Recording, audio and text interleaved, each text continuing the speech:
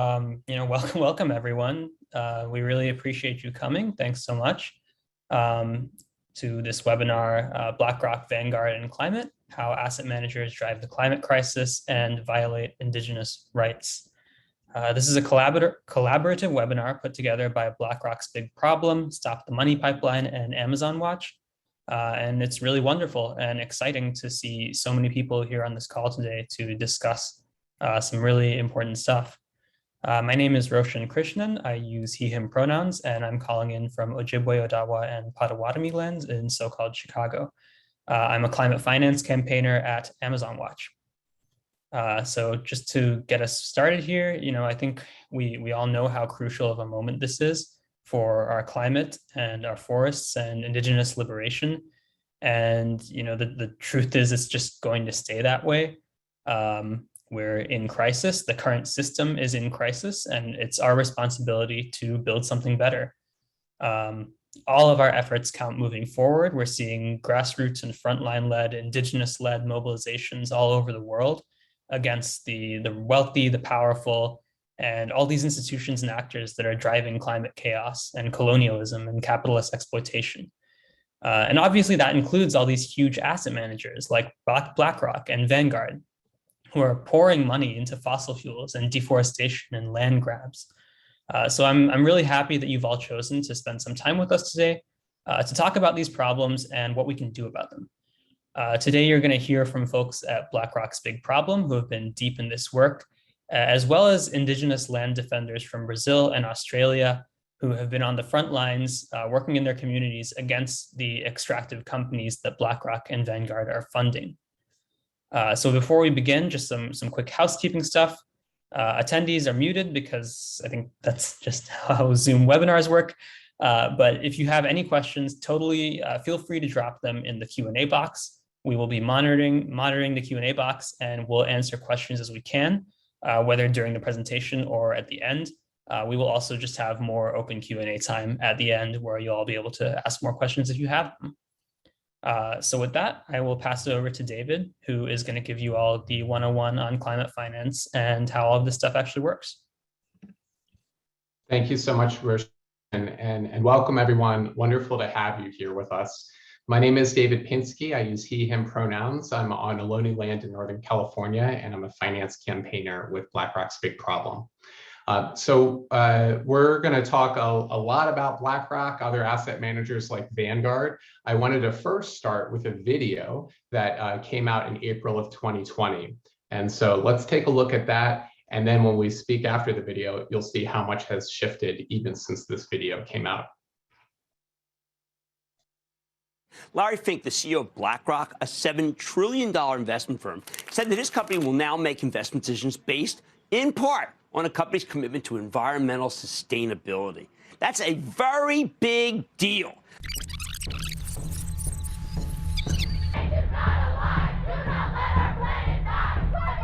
Families and our communities and everything that we hold dear.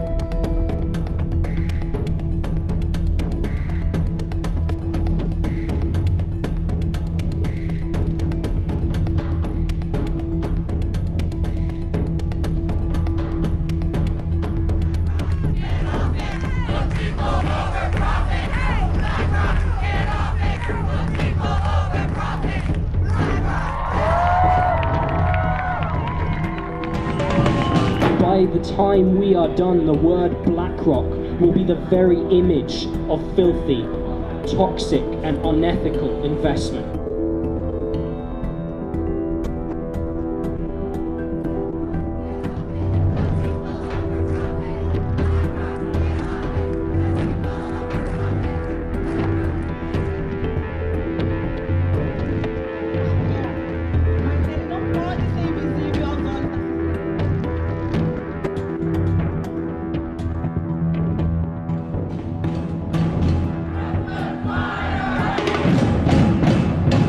is the third time we're out here. So if we're not going to hear from any BlackRock senior management, any employees who want to come and talk to us, our only remaining option is disruption.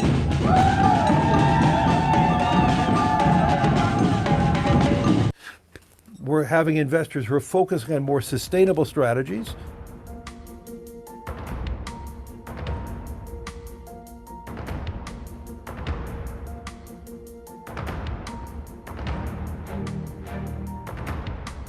Big news from BlackRock this morning. The company's CEO, Larry Fink's annual letter is out. We believe in most cases fossil fuels will not be a good investment. Boards will now ask CEOs what they're doing to help save the planet.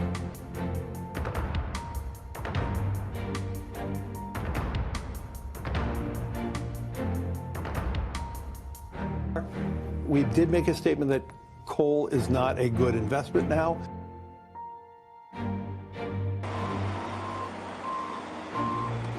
And I believe this is going to be a really major change in how we all do business.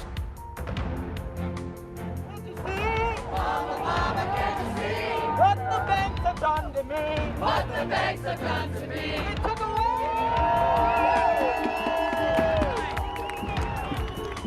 This is what democracy looks like.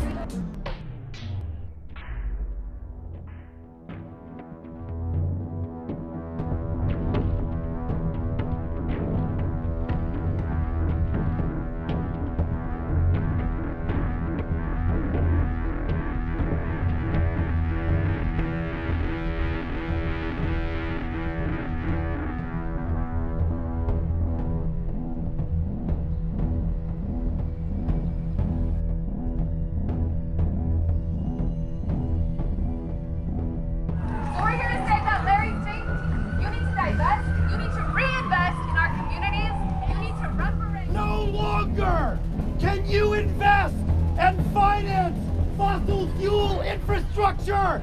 This is what democracy looks like. I know what democracy looks like. This is what democracy looks like.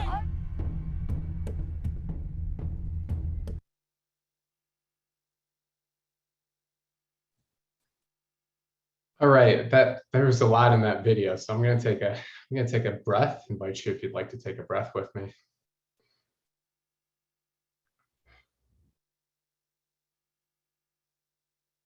So we launched the BlackRock's Big Problem campaign in 2018, and I'll talk a bit more in a few slides as to the progression of the campaign. But you've seen in that video, that's about 1.5 years old, where BlackRock was at after we have launched our efforts on this campaign and how much further it still needs to go. So like everything in life, there's a duality. There are actions that BlackRock has taken that we never would have thought possible when we started this campaign. And clearly, we need to see more than rhetoric. We need to see some very bold and visionary climate action. And not just from BlackRock. We're going to be talking with you on this webinar about Vanguard. So BlackRock and Vanguard are the two largest asset managers in the world. There's other large asset managers out there, from Fidelity to State Street, T. Rowe Price, and others that are responsible for fueling the climate crisis through the investments that they hold in their portfolios and are investing for their customers. So this is a steady stream of capital that is going into fossil fuel companies, as well as companies that are involved in deforestation and other climate harming industries. So of course, we know this is bad for our climate. This is also impacting Indigenous and human rights in communities and our opportunity at a livable future. And as we saw Larry Fink note in that video, that also asset managers are seeing the financial risk of continuing to be invested in fossil fuels and climate destruction. Let's go to the next slide. So we know that our future is burning. We know that the science is clear. We need to maintain, in order to have a habitable planet, we need to cut global emissions in half within this decade. That means no more fossil fuels and no more expansion of fossil fuels or deforestation. And what we're seeing with BlackRock and Vanguard being two of the world's largest asset managers. They're also the world's largest investors in fossil fuels. In that video in April 2020, and I think the figure was from January of 2020, BlackRock had $7 trillion in assets under management. So that's investments that it's managing. As of its Q3 earnings report this year, BlackRock has now mushroomed to almost $9.5 trillion in assets under management. If you combine that with the growth from Vanguard, collectively, just these two companies are managing nearly $18 trillion in investments, and tens of billions of those are invested in coal, oil, gas, and in highly destructive fossil fuels such as tar sands, Amazon, and Arctic oil. Let's go to the next slide. So we know that in addition to those investments, that asset managers are financial institutions. They're managing investments on the behalf of others. Often how this plays out, you could be an individual that has an account, say, with Fidelity or BlackRock or Vanguard with your personal investments. You could also be an institutional investor. So there's large companies that have workplace retirement plans or pension funds that are managed by these asset managers. And primarily what asset managers are doing is investing people's money through these index funds. So you can think of things like mutual funds or ETFs. I think of these as putting us on autopilot for climate destruction, because while these are funds that have low costs and fees associated with them, and they're meant to track indices like the S&P 500 and provide returns to customers, they also have exposure to fossil fuels, to deforestation, and climate harming companies. So I'll talk about that a bit more as to how we can shift that. Also, these asset managers are consolidating power. So they're not just between Vanguard and BlackRock managing nearly $18 trillion in money, but they're also major shareholders in most corporations around the world, which means they have massive influence in how these companies are being run. So let's take an example here. If you see BlackRock's shareholder season record, here are some key climate votes that we were pushing the company to take. You see a couple of checks there, some mixed votes on ExxonMobil, where some folks may be familiar with the investor revolt, and several boards of directors were voted off, but then failing on companies, big oil majors like Shell, utilities like Duke, and financial institutions like Wells Fargo and Barclays. And if we look at just three companies, so BlackRock, Vanguard, and State Street, in 2018, they were holding about 25% of the shares that were voting for directors of S&P 500 companies. That's an enormous amount of influence. So they really can be deciding as major companies that are managing investments, not just where the money is going. Is it going to climate destruction, or is it going to a more just and sustainable future, but also the decisions of how these very companies are being governed. So if there is someone in charge of, say, ExxonMobil, and they are failing to take action on climate, these companies can help to get those folks voted out of those companies. I want to speak briefly just to the scale of these investments. So I mentioned billions of dollars. Let's just take a look at BlackRock, for example. $85 billion invested in coal, $79 billion in tar sands, is the world's largest investor in Amazon crude at over $30 billion. And Vanguard isn't looking great either. It has $104 billion invested in 12 of the most devastating fossil fuel projects of our time that are either being planned or are already in development around the world. So we know that these companies have a massive amount of influence. They are causing a massive amount of destruction through their investments to the climate and to human and indigenous rights, and that they, with that responsibility, have the opportunity to take bold and visionary action. Let's go to the next slide. So here's a bit more. So we saw in the video some of the progression of the campaign on BlackRock. The campaign launched in 2018. We saw that footage of the horrific footage of the Amazon fires in 2019, and have had that drumbeat of pressure on BlackRock through a variety of strategies and tactics to get to the point in 2020 when CEO Larry Fink announced in his annual letter that BlackRock would be taking action on the climate. There's also the new coal policy that got noted in the video. However, as we saw, that's not nearly encompassing all the action that needs to get taken to remove coal from BlackRock's portfolios. So of course, it still has exposure to the coal industry. Fast forward to 2021. So earlier this year, this was the second annual letter from Larry Fink that was talking about climate, and some various policies have come out this year. One that we're paying special attention to in the lead up to the climate conference, COP26 in Glasgow in November, is that BlackRock has made a commitment to announce interim targets on its journey to net zero by 2050. I don't think I need to tell you all the pitfalls of net zero and the opportunities for greenwashing and false solutions and offsets and magical unicorns and technology that does not exist to get us out of the climate crisis, which is why we're calling on BlackRock, Vanguard, other large asset managers to get to zero emissions, not just net zero, but zero emissions by 2050 or sooner. So we were watching very closely how BlackRock will perform, what it will be announcing this year, and asking the company to be as bold and visionary as possible. If we look at Vanguard, we launched the campaign in 2021. The company doesn't have climate commitments aside from signing on to this Net Zero Asset Managers Initiative, but we're unclear on when Vanguard will be releasing those targets. And of course, want to make sure that it's not steeped in greenwash. And unlike BlackRock, which has had some engagement as we have been campaigning on the company, we're not seeing that level of response from Vanguard to warrant, demonstrate to us that it's paying attention. Let's go to the next slide. So where does this leave us? What do BlackRock, Vanguard, and other large asset managers need to do? Well, first off, we know from the science, it's clear we need to see a rapid decarbonization, winding down fossil fuels. So it's not just existing fossil fuels and deforestation as well, but we need to make sure that we're not seeing expansion. We need to see these companies, BlackRock, Vanguard, and other asset managers to stop destruction of our forests and to respect Indigenous and human rights. Roshan and Roberta will be speaking more about that shortly.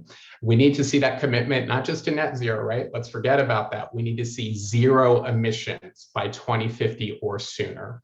And if you recall a few slides ago, I was talking about index funds and how they're a default for climate, autopilot for climate destruction. We need to see BlackRock, Vanguard, and others offer climate-friendly funds as the default and clean up those greenwashed ESG funds that are purportedly better for the environment, but oh, lo and behold, even one that was released by BlackRock earlier this year, it contains coal, oil, and gas in it. And so you can think of this if you have, say, a 401k with Vanguard through your workplace, that instead of asking to opt in to climate-friendly funds and not have fossil fuels or deforestation in your investments, that would be the default offered to you. And lastly, I've spoken to this, the need for visionary leadership. So we need to see that from the CEOs of these companies to ensure a livable future. Let's go to the next slide. So this is our moment. We have been in such an incredible journey on this campaign and are so grateful for those of you that have been with us through the journey, or whether if this is your first time learning about the campaign. I thank you so much for joining us, and we'll be talking about how you can stay involved and take the next step in this campaign. Let's go to the next slide. So those were photos of BlackRock offices around the world and some protests on Vanguard this year. We also, in addition to doing things in the streets, have been doing digital actions. So you can see here some folks leaving Google reviews on BlackRock's world headquarters. And then on the far right are calendar invites that get sent ahead of key votes. As I mentioned earlier on, BlackRock and Vanguard are big holders, have lots of shares of S&P 500 companies. And so actually sending a calendar invite ahead of those annual meetings of those companies, reminding them to vote for climate. Let's go to the next slide. And this month has been especially incredible in the lead up to COP26 in Glasgow. Here's just a couple of actions that folks have been taking at BlackRock offices around the world. So here is in San Francisco. Next slide. And in New York and in London. And so in closing, we're going to watch one more video as in closing of my segment, and then we'll be passing it over to Roshan. And this video that you're about to see is a footage from New York at BlackRock's world headquarters on October 18th. Let's go to the video. Well, the leaders of our communities and our fellow organizers, our fellow young people and intergenerational cohort of rabbis were just arrested here at BlackRock in what was astoundingly the first ever successful attempt at fully shutting down all entrances to BlackRock. So we shut down business as usual. We are here today at BlackRock as Jews, calling upon Larry Fink, who is also a Jew. Our shared Jewish values tell us that we do not destroy. Bal Tashchit, Torah teaches us, do not destroy the earth. We came here as Jewish youth and we organize in Jewish Youth Climate Movement as Jewish youth because we feel not only as though our tradition compels us to respond through what the Torah says, what our prayers say, but also our history and how we have survived so much together as Jews, so much trauma, and we owe it to not only our future generations, but our past generations to continue to fight against this another crisis that we're facing. I pray for a healthy, safe future for our children. Tikkun Olam, repair the world. Praying that Larry Fink does the right thing. Give us the strength as we stand at the shore of this sea. And we don't know if we're going to be able to cross it, but we have linked arms here, all of us. We rabbis, we activists, we with our youth who gaze upon a future, who look across the sea. You are unlawfully blocking the entrance to They this building. see a world of hope on the other side, a world that has clean air and clean water to drink, where all people can live on this earth and be whole in their bodies and whole in their souls. May the prayers we say, speak for us, speak for us. May the path I walk, speak for me, speak for me. I'm very proud of him. This is bringing tears to my eyes and inspiration, and calling me to take further and deeper action.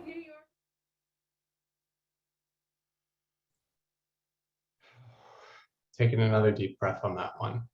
Really appreciate all the leadership for the Jewish youth and Jewish leadership in New York on that action on October 18th. And again, appreciate you for being here with us. And I'm honored to pass it back to Roshan to share more on the Amazon. Thank you. Great, yeah, thank you, David. So David's given us the numbers on BlackRock and Vanguard and demonstrated the ways they're pouring money into climate destruction across the world. And of course, highlighted some of the powerful ways that people are resisting this.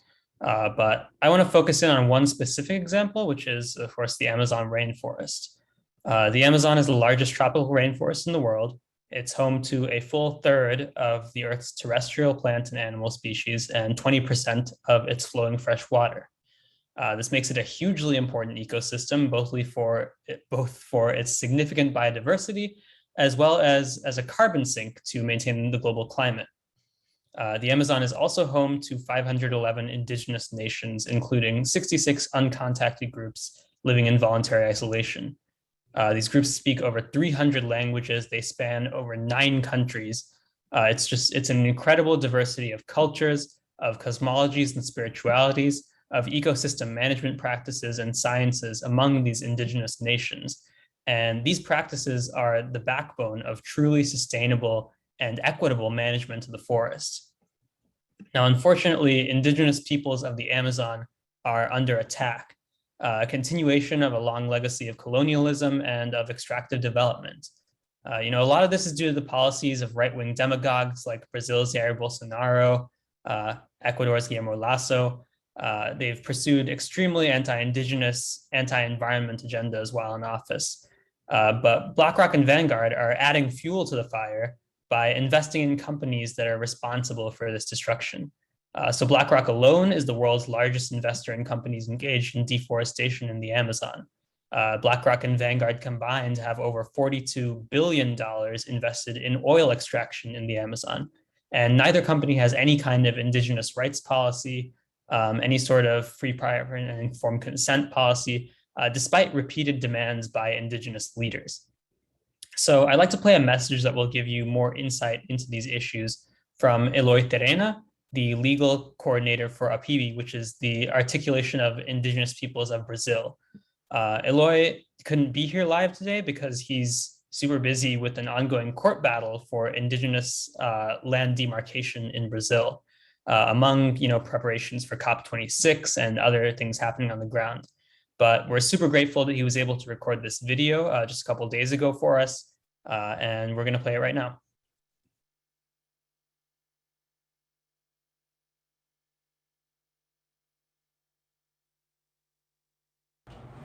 Olá a todos, meu nome é Eloy Terena, sou advogado indígena e coordenador jurídico da articulação dos povos indígenas do Brasil.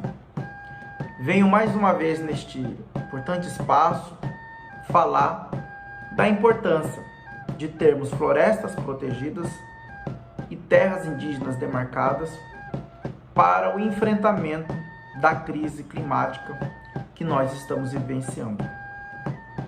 É importante deixar claro que existe uma perfeita compatibilidade entre terra indígena e meio ambiente protegido. E é importante falar dessa perspectiva justamente neste momento em que nós estamos debatendo os desafios do equilíbrio climático e também dos desafios postos por conta da pandemia, ou seja, a necessidade de se ter equilíbrio sanitário. E estes temas desafiadores estão intimamente ligados à questão da proteção da biodiversidade presente em nossos territórios. É sabido que os povos indígenas compõem 5% da população mundial, mas nossos territórios detêm 80% da biodiversidade do planeta. Ou seja, os territórios indígenas e o trabalho ativo dos povos que ali habitam servem de barreiras contra o desmatamento, contra a degradação ambiental e contra também o avanço das mudanças climáticas. Essas áreas protegidas detêm 56% do estoque total de carbono na Amazônia brasileira, armazenando e evitando a liberação de emissões de gases de efeito estufa. É importante que se diga também que no Brasil nós estamos vivenciando sob a égide da gestão do presidente Jair Bolsonaro. E ele vem cumprindo a sua promessa de campanha, que desde lá já prometia não demarcar nenhum centímetro de terra indígena e quilombola. Por isso que nós estamos vivendo a paralisação dos processos de demarcações de terras indígenas e, ao mesmo tempo, a implementação de uma política indigenista que é extremamente nociva aos povos indígenas, pois, ao mesmo tempo que não demarca, também não protege. Pelo contrário, incentiva a invasão de nossos territórios por parte dos garimpeiros, madeireiros e grileiros de terras públicas no Brasil. Bolsonaro, ruralistas e setores interessados na exploração dos territórios indígenas defendem a legalização do chamado marco temporal, que é uma tese jurídica que visa restringir os direitos dos povos indígenas àquelas terras ocupadas até a data de 5 de outubro de 1988, que é a data de promulgação da Constituição Federal. Isso está em votação no âmbito da Suprema Corte Brasileira. Ao mesmo tempo, a bancada ruralista tem tentado aprovar um projeto de lei número 490, também conhecido como PL 490, que tenta legislar ou instituir o marco temporal pela via do legislativo, aprovando esse projeto de lei no parlamento, que além de inviabilizar a demarcação de terras indígenas, irá facilitar a exploração desses territórios, especialmente localizados na Amazônia brasileira, em detrimento dos povos indígenas. A BlackRock é a maior gestora de ativos do mundo em commodities com risco de desmatamento, incluindo a Amazônia.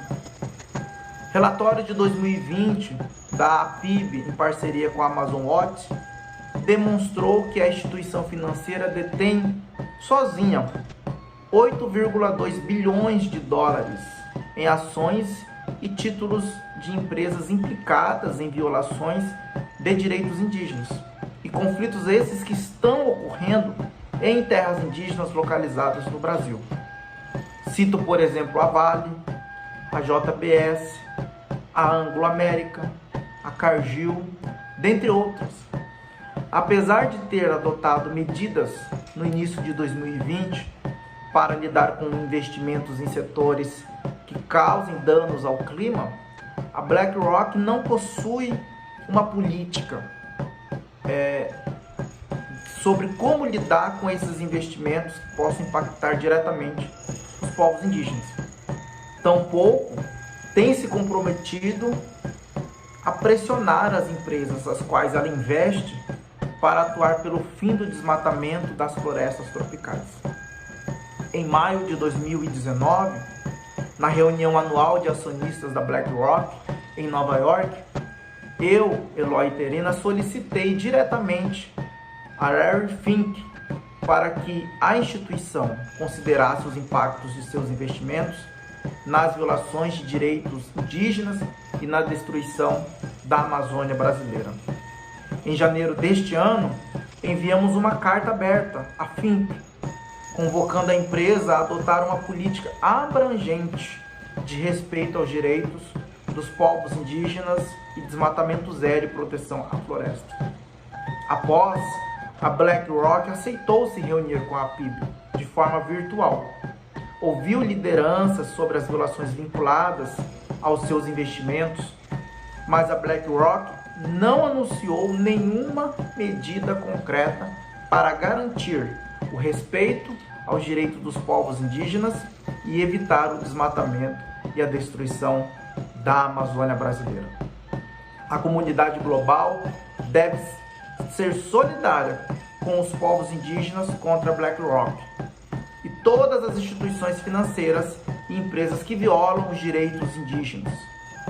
Juntos, devemos exigir uma política global de proteção das florestas e dos direitos dos povos indígenas, elaborada juntamente com os povos indígenas, que inclui os direitos dos povos indígenas, a terra, a autodeterminação dos povos, enfim, respeitar o direito e consentimento à consulta prévia, livre e informada, antes de serem tomadas qualquer decisões que possam afetar as nossas vidas, os nossos bens e os nossos direitos.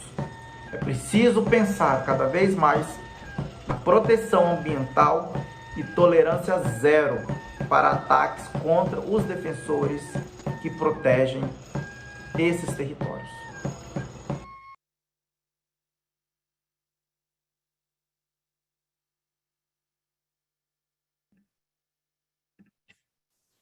All right. Again, I want to thank Eloy and Apibi for their vital work and for taking the time to deliver this message. Now I'm going to hand it over to Roberta, and she's going to share some perspective on similar Indigenous resistance taking place in Australia. Yes, thank you, Roshan. And again, thanks everyone for joining us today and for, just using your precious time to learn about the role of asset managers in driving the climate crisis and violating Indigenous rights, and also what we can do to stop them. So just a quick presentation, just wanted to introduce myself once again.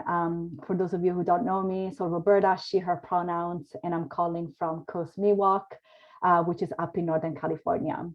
And as Roshan mentioned, I wanted to spend a little bit of time and just like uplift the voices of another Indigenous community who has been fighting and resisting fossil fuel extraction in another part of the globe. So I want to tell you about the ongoing resistance of Wangan and Jagalingo people against extraction on their sacred land in Australia.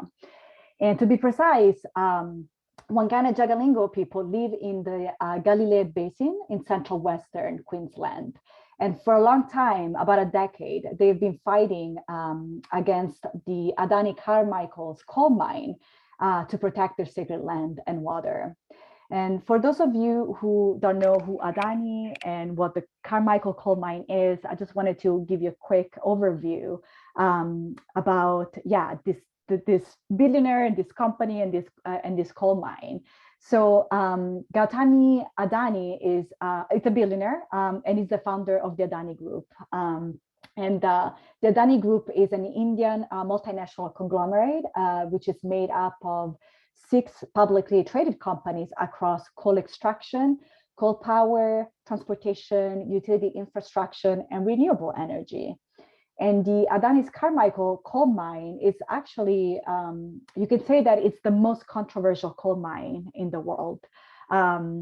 It's been in the planning for years. Adani actually was hoping to export the very first coal out of this coal mine back in 2014.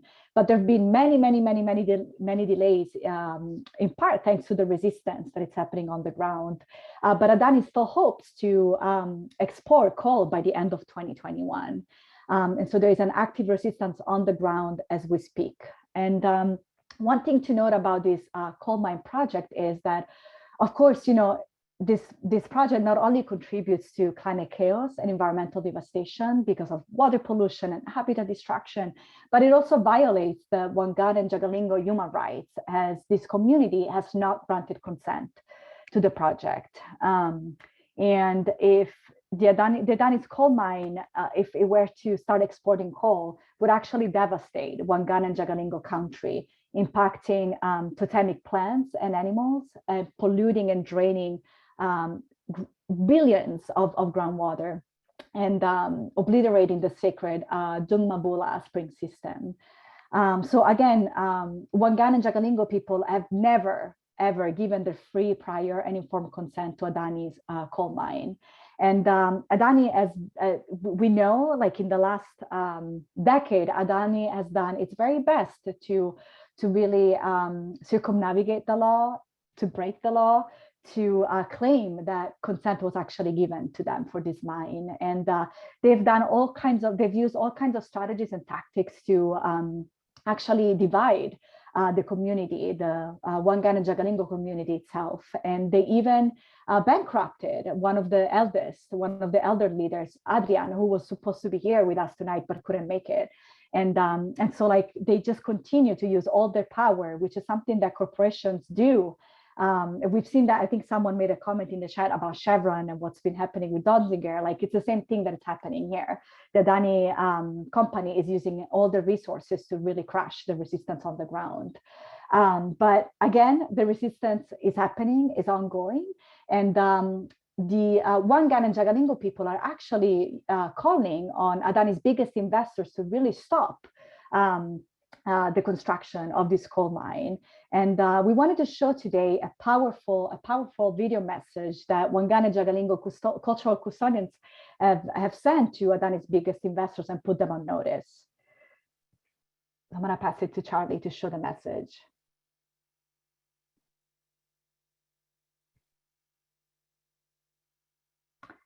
And Charlie, I think the audio is on mute.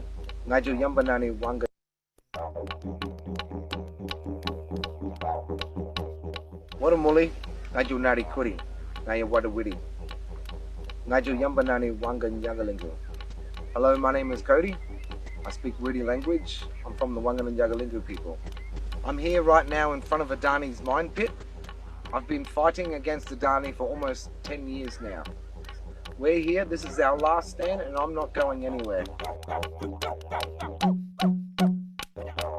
I would just like to remind you that your companies are subject to the Equator Principles. Inside this Equator Principle has the free, prior and informed consent of the tribes. This is what you need for a project to go ahead.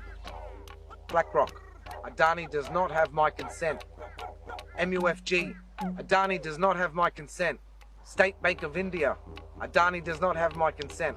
JP Morgan, Adani does not have my consent.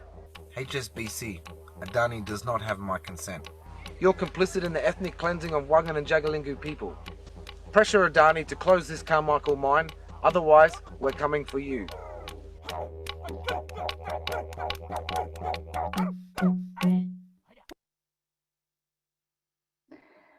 Thank you, Charlie, for showing that video. So again, this video was made during a ceremony.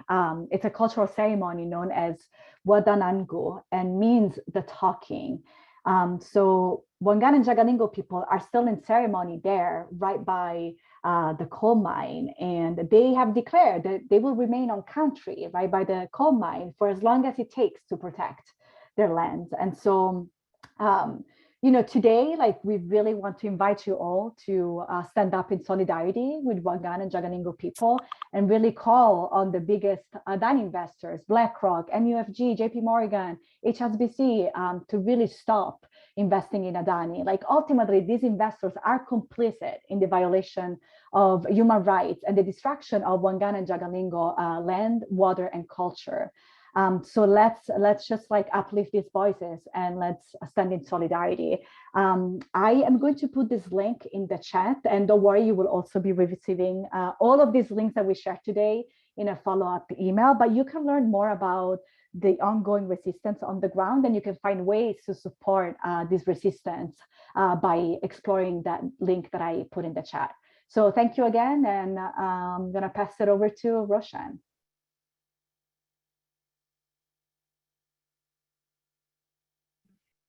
All right, cool. Thank you, Roberta.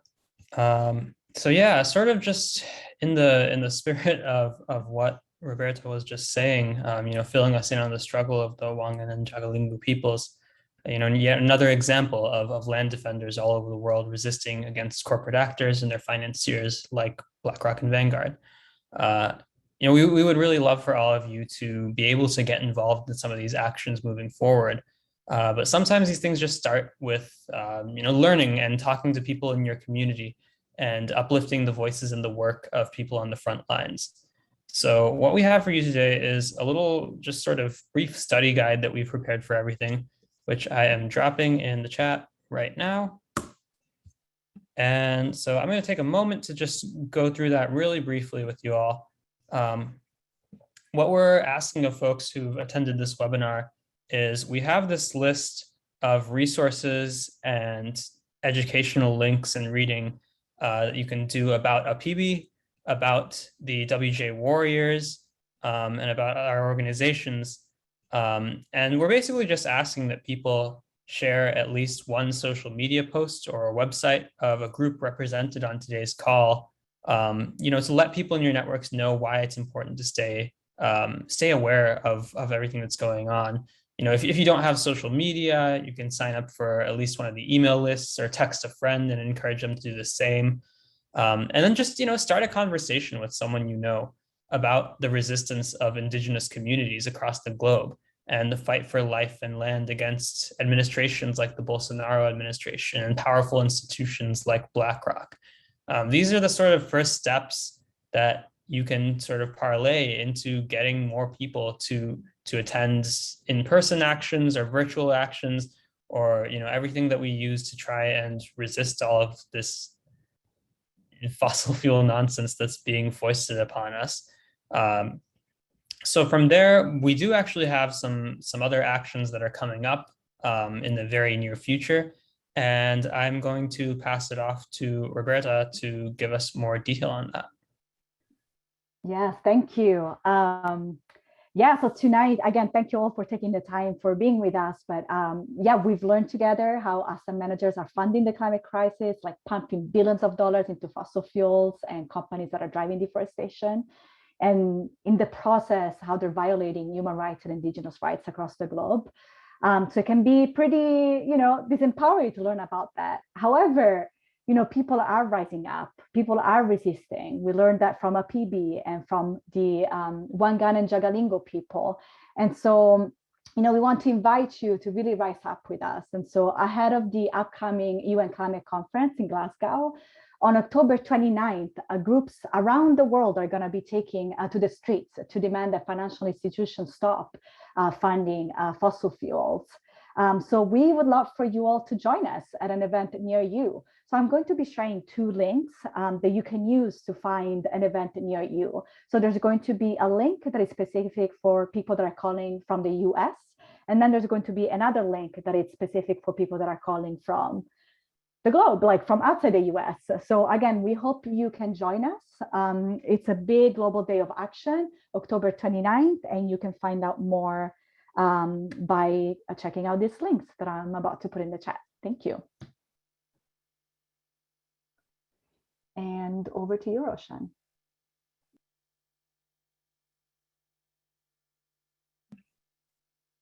All right, so with the remaining time, we've got about 9 minutes left, and we still have some questions in the Q&A. So I think we're just going to try and get to the ones that we weren't able to get to during the presentation. And so the first one I see is from Lori.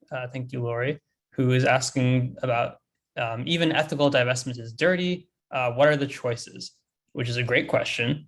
And that's generally true, is that, part of the big issue here is that the ESG, which stands for environmental social governance, those so-called green funds that are offered by BlackRock, and I don't think Vanguard even has, well, maybe they do, but either way, whatever they call them, they tend to be terrible and still full of fossil fuels.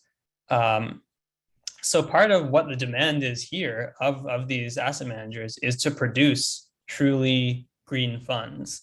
They don't have those right now, no matter what they might claim. And that's kind of what we're going for. I don't know if David or Roberta, you might want to elaborate on that a little bit, but that's the general gist of it. Yeah, thank you, Roshan. Just jumping in real quick. And I noticed that there are some other questions that were very similar. So yeah, adding on to what Roshan said, it's like, it's really challenging. It's really difficult right now to find really good alternative options. There is a website that I recommend you all check out. If my dear friend Mary Cerulli is on the line, if you can put, please, I think I saw you. Fossil-free funds? Yes, please, if you can put the link in the chat, that would be great. But this website allows you to look into what basically is in your fund. So you can look into the funds that, for example, you have in your retirement investment, in your retirement funds, and you can see whether your fund do have fossil fuels in it or not. And so I think that's a good starting point to really get to know like what you yourself are invested in.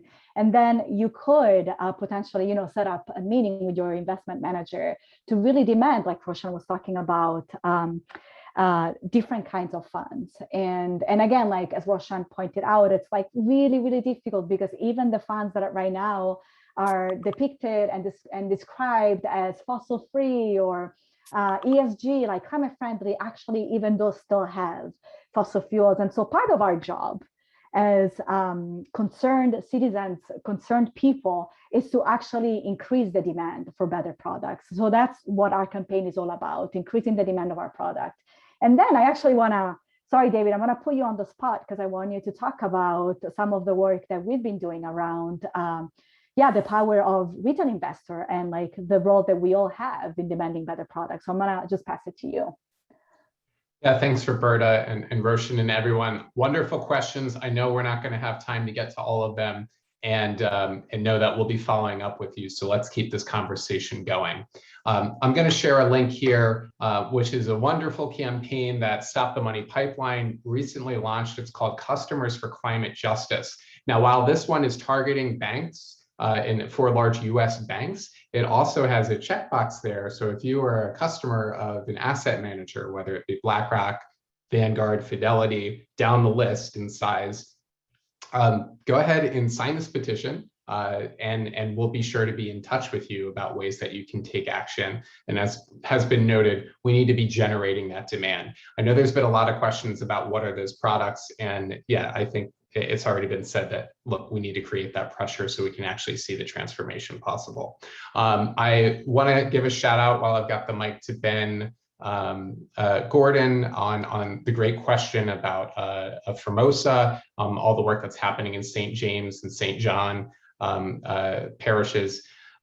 We have been a part of, as Stop the Money Pipeline, have been a part of supporting those efforts. And recently there was a webinar that hopefully you heard about and attended. You can find out more at Stop the Money Pipeline. And one thing I'd note here is this is a fundraiser that has smashed through the goal and is going to continue. It's a Hurricane Ida recovery and relief fund. And this is benefiting proceeds to Rise St. James. So absolutely, our struggles are all connected. And someone that has worked on plastics as well as finance, goodness, we could talk a lot about that. We need to be taking it on as a part of this larger strategy on tackling fossil fuel expansion and making sure we have a safe and just future.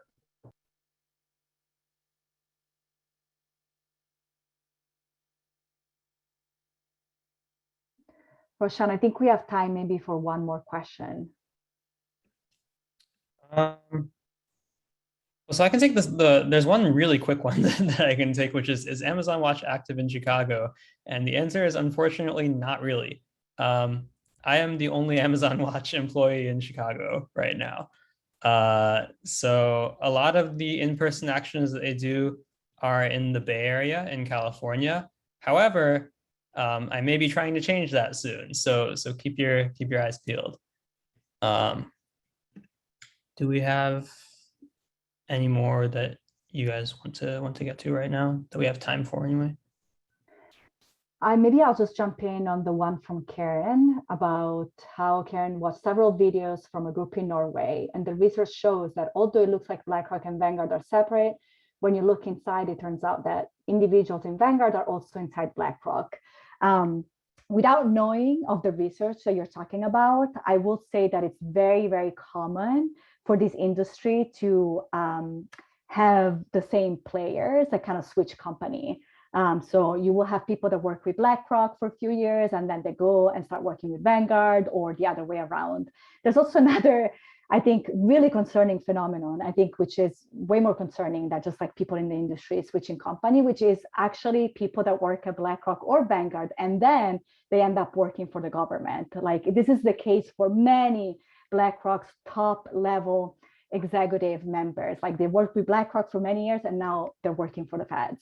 So that's what we call this revolving door. And so we have partners in our network that are actively exposing the revolving door and actively trying to stop it. Because how can you regulate this industry if you have folks that love that industry and have worked for that industry for many years? So again, just wanted to give a little shout out to the folks working at the Revolving Door project.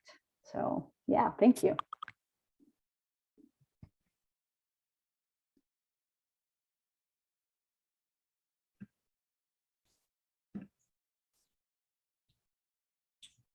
Okay, I think that is all we can get to. We're running up right against time. So yeah, I think that's going to be it for us. Thank you so much, everyone, for attending. This is really great to see everyone here. We will certainly be in touch to send along, a lot of the information that we shared today. If you need to access it again, that'll all be in a follow-up email. And yeah, take a look at the study guide, do what you can, and we hope to see you at a future action to hold these giant monstrosities accountable for all the horrible things they're doing.